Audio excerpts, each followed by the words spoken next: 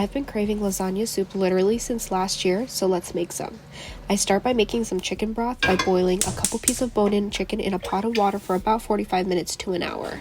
When the broth is done, I'll heat up some olive oil in my Dutch oven and fry some onions and minced garlic.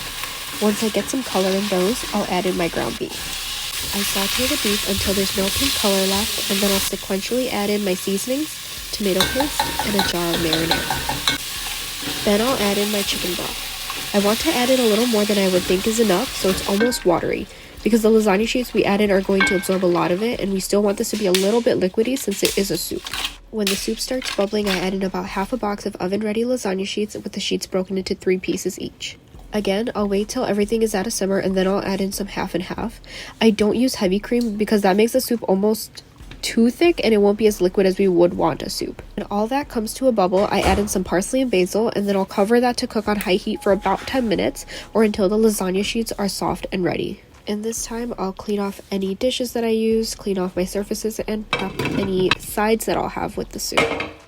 After about 10 minutes, I'll go ahead and take off the lid, and here we can see the soup is still very liquid. There's not really an even balance between the broth and the meat in the sheets, so I'll cook the soup on high heat with the lid uncovered to cook off that liquid until it's to the consistency that I like. You can really see that there is a good mix and balance between the liquid and the solids. I then serve the soup, and I'll top that with some Parmesan cheese and serve it with garlic bread for the perfect cozy autumn dinner.